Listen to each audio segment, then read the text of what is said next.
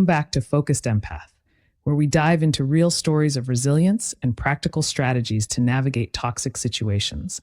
Today, we're tackling a troubling issue many renters face: retaliation by landlords who abuse their power. Imagine this: you've just moved into your new home, only to discover rats, water damage, and outright neglect.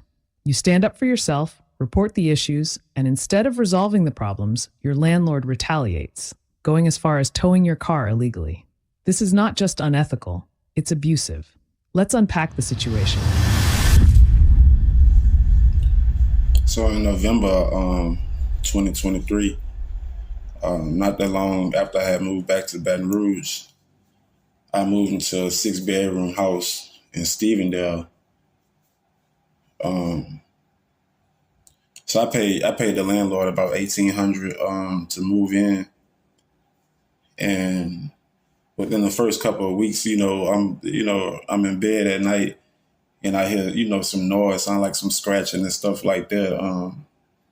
So before I know it, I realized that we got a rodent problem or whatever. But I never had rats before, so I didn't know what to expect or what was going on. But man, it was bad. Like, they're aggressive as hell. They eating through my luggage, eating through my clothes, all through my shit. And he knew the whole time that they had rats in the, and still decided to move some folks in. And that just shows how some of these landlords want to take advantage of certain groups of people. Retaliation from toxic authority figures often stems from a need to exert control.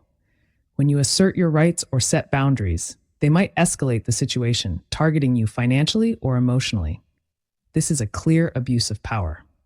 In my case, my landlord failed to address a rat infestation, cut off water services, and later used counterfeit documents to evict me.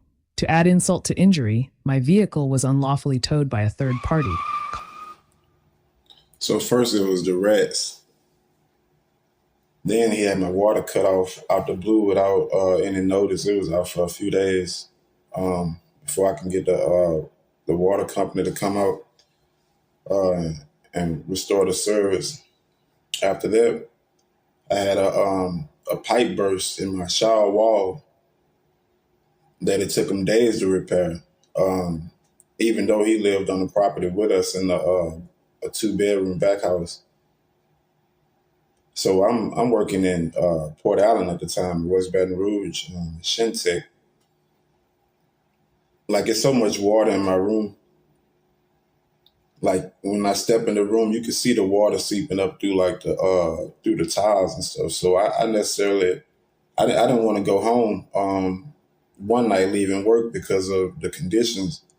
So I ended up staying at this hotel in West Baton Rouge to try to be closer to work, and end up going to jail.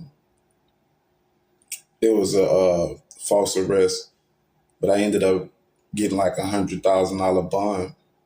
I went to jail on Christmas morning, got booked at like 3 a.m. So I had to have some legal documents to be able to get myself out of that situation. Like, it was crazy. So after I get out, I get back to the house. Of course, I lost my job and stuff like that.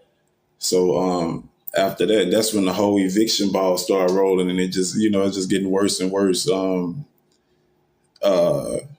Crazy story. So what can you do when faced with such retaliation? First, document everything: emails, photos, videos, and conversations. Evidence is your strongest ally.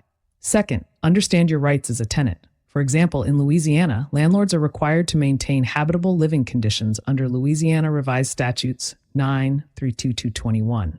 If they fail to do so, you have legal recourse. While fighting back legally, protecting your mental and emotional well-being is equally important. Facing landlord abuse can feel isolating. Remind yourself that their behavior reflects on them, not you.